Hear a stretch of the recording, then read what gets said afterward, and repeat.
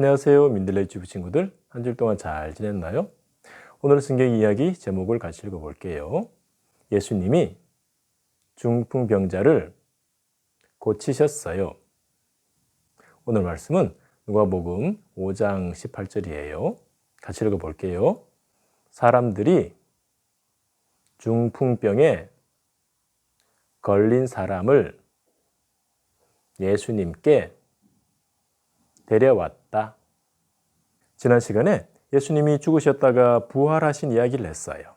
맞아요. 예수님이 무덤에 묻혔는데 3일 만에 다시 살아났어요. 예수님은 어떻게 죽었다가 다시 살아날 수 있을까요? 예수님은 누구시길래 그럴 수 있을까요? 예수님은 하나님이 이 땅에 보내신 하나님의 아들이에요. 예수님은 하나님이 죄 없이 태어나게 하신 하나님의 아들이어서 죽음을 이기시고 부활하신 거예요. 예수님이 부활하신 걸 보면 예수님이 하나님의 아들이라는 것을 알 수 있어요. 예수님이 하나님의 아들이라는 걸 알 수 있는 이야기는 성경에 많이 나와요. 오늘도 그 이야기를 해줄게요. 여러분, 우리가 요즘 마스크를 쓰고 있지요? 왜 우리가 마스크를 쓰고 있나요? 코로나에 걸리면 아프니까 그렇죠? 코로나에 걸려서 아야 아프면 막 뛰어다니나요? 아니면 아프지 않을 때까지 누워 있나요? 아프지 않을 때까지 누워 있죠? 만약에 우리 친구들이 아파서 계속 누워 있으면 친구들은 마음이 어떨까요? 마음이 힘들겠죠? 성경에 보면 아파서 계속 누워 있는 한 사람이 나와요. 그 사람은 누워서 팔도 못 움직이고 다리도 못 움직이는 사람이었어요. 어떡해요? 어디가 아픈데요? 무슨 병인데요? 그 사람의 병은 중풍병이었어요. 따라해 볼게요. 중풍병. 중풍병은 몸에 힘이 하나도 없어서 못 움직이는 병이에요. 한 중풍병자가 계속 누워있을 때 그 사람의 친구들이 예수님 이야기를 들었어요. 그때는 예수님이 돌아가시기 전이었어요. 예수님이 아픈 사람들을 많이 고쳐주신 걸 듣고 친구들은 중풍병자를 예수님께 데려가기로 했어요. 근데 계속 누워있는 사람을 어떻게 데려갈 수 있을까요? 친구들은 중풍병자가 누워있는 자리를 통째로 들고 가기로 했어요. 친구들 힘들었겠다.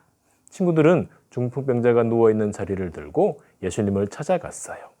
친구들이 중풍병자와 함께 예수님을 찾아갔을 때 예수님을 바로 만났을까요? 예수님을 만날 수 없었어요. 왜요? 왜 예수님을 못 만나요? 그때 예수님은 어떤 사람의 집에 있었는데 많은 사람들이 예수님을 만나려고 모여 있었거든요.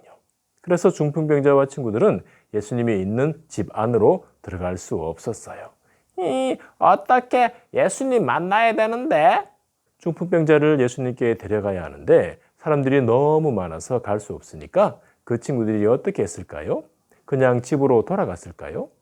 그 친구들은 중풍병자의 자리를 들고 영차 하면서 어디로 올라갔어요.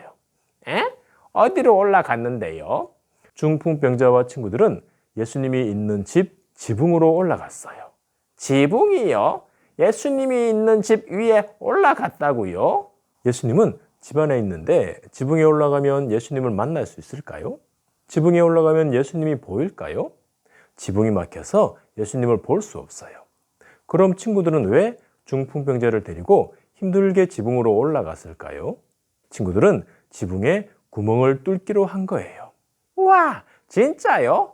왜 지붕에 구멍을 내요? 친구들이 왜 구멍을 낼까요?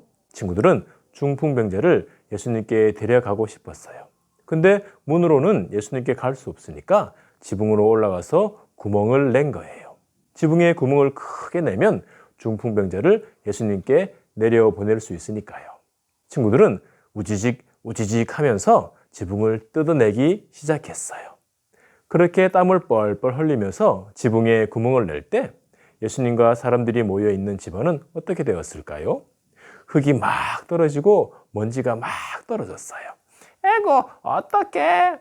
친구들은 지붕에 큰 구멍을 내고 중풍병자의 자리를 줄로 묶었어요. 그리고 천천히 예수님이 있는 집안으로 중풍병자를 내렸어요.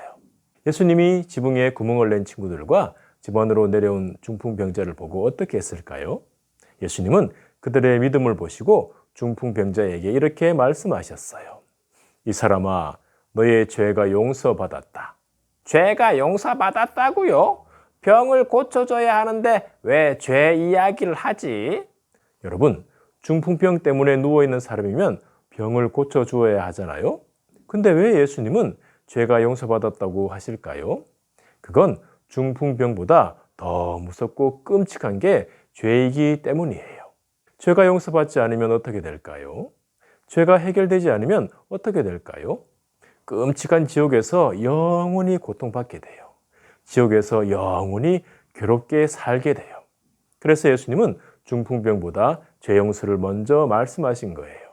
예수님이 중풍병자에게 죄 용서를 말씀하실 때 예수님을 싫어하는 사람들이 속으로 이렇게 생각했어요. 뭐라고? 죄를 용서한다고? 죄는 하나님이 용서하시는데 무슨 소리 하는 거야? 자기가 하나님도 아니면서. 여러분, 예수님은 죄 용서 못 하실까요? 예수님이 이상한 말 하는 걸까요? 예수님은 하나님의 아들이에요. 예수님은 하나님이에요. 예수님은 중풍병자의 죄를 용서할 수 있어요. 예수님은 그 사람들의 생각을 알고 이렇게 말씀하셨어요. 너희들이 무슨 생각을 하느냐?